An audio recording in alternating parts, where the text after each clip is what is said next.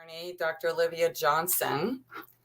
So, welcome, Olivia. And Okay. we'll ask you to also introduce yourself from the Blue Wall Institute, your background, what you do, and also then why do you care about 988? What are some of your challenges and concerns that you see? Sure. Well, welcome everybody, and thanks for being here. And Janet, thanks for having me. So I actually work with the Blue Wall Institute. I'm the main founder. I do research, I do consulting and needs assessment. I have made my focus within the last 15 years in the area of suicide, what we call inoculation now.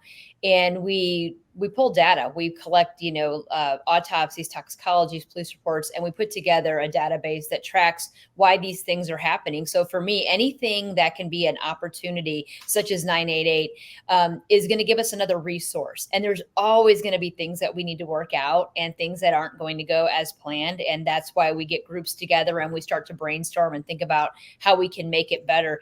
But as Ernie, came to the conclusion earlier when he made the comment that, we've doubled in these calls, guys. We need something simpler, and that when you make it simpler, they're going to use it.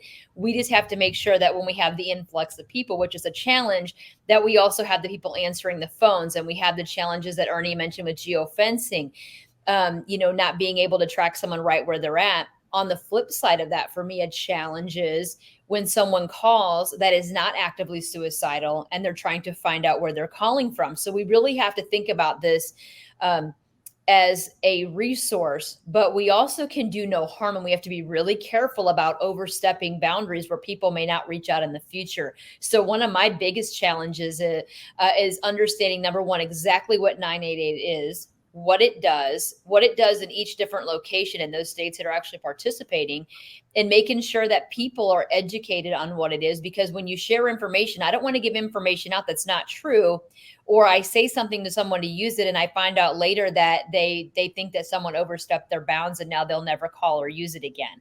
That's not what we want. I think that kind of did start initially when it was launched. I think that happened and people got scared because a lack of education breeds fear. But we also have to be really careful that if we don't educate appropriately, and if we don't talk openly and make sure that we're standardizing the text that we're using, there will be differences in what's being said and how it's interpreted. So, I think the biggest challenge that I see with this is making sure that we have people to fill those calls, and that we're not letting people go on hold or falling through the cracks, and that we're really clear about what this is. In fact, I saw something come out the other day on the radio. It was a law enforcement officer of an agency that was talking about the suicide prevention lifeline and gave out the 10-digit number. And I was like, did he not hear about 988? And it isn't, I can't say it's concerning, but again, there's got to be standardization in how this number is shared and how people are educated on it, and that there's a standard message of what it is and what it isn't and what it can do for communities, especially as Ernie suggested too, is this is not another thing that law enforcement needs to be doing all the time. Like, they're getting tasked with everything when people call 911. This is a separate thing that can be used if really managed well. It can be managed in a way that really is useful and can take a lot of that stress and additional workload off of the first responders that are out there. On it, but Dr. Olivia, we also spoke a year ago about this.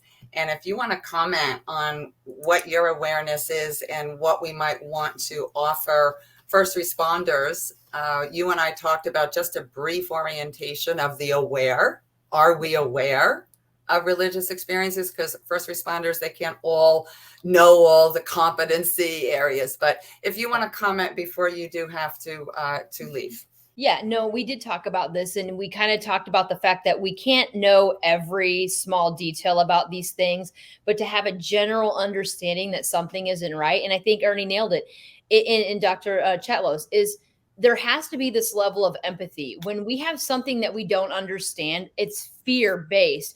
Everything that we do is fear based. So we then want to overreact to these things that are happening. And oftentimes we're doing more damage. We had a young man at our church many years ago, and I was a security director. And the things that he was saying were definitely problematic, but he was not violent. There were people in the church that would almost egg him on, wanting him to do something because they felt that he was violent, and they thought that if he acted out, they could get him out of the church. And they really missed the boat here, because a lot of these individuals, especially those suffering from mental health issues and other kinds of things, are often more victimized than they are victimizers. And I think that we really, when we fear something, we operate in that fear-based area and we treat everything to keep it away from us. It's like when I see people online and they see a spider. Well, I don't like spiders, I'm going to kill it. Or a snake, I'm going to kill it. It's like, why don't you take a moment? I used to be scared of spiders. I can now put them in a glass, take them outside, make sure that they go back where they need to go. We've got to stop operating out of fear in everything that we do. And I think if you have some empathy and understand that these are people's loved ones, when I operate and I speak to people or I see someone in need, I treat them as if I would, they're my child, and I'm protecting them from other people and getting them the help that they need, and not being judgmental, but understanding they didn't get here overnight, but they need people to understand how to get them where they need to go safely. And we're missing that big component here. We have lost compassion, and it kind of breaks my heart, to be real honest with you, because many of these people, they don't have to be thinking the way that we're thinking. There is nothing wrong with, there's nothing illegal of being mentally ill, having a mental health issue, being in crisis. It's not illegal. And once we kind of step back from that and understand that we don't have to understand every situation, not every situation is going to be logical to us, but dealing with their perceptions at that time, making sure that they're safe, and making sure that we're treating them with empathy and with compassion, and understanding this is a brief moment in their life, and don't define them by this one moment. So again, some key words of empathy, compassion. There's listening in there, is conversation, treating them with some agency, what's important to you, not being afraid of what behavior that would not be considered normal to us, but kind of go back to that word de-escalation. How do we de-escalate and really allow the person to participate in the process and choice? And Janet, I want to add one more thing real quick while we're here is, our data showed when we talked about completed suicide, the leading issue that was raised in many of these cases was interpersonal relationship issues with family members, with friends, with coworkers, with the community, with whoever it is. That's a huge component of our lives, because we need human connection. And we want it to be pretty. And the truth is, it's beautiful, but it's not always pretty. It's ugly in many cases, and it's dirty, and people have to work at it. And we get afraid of work too.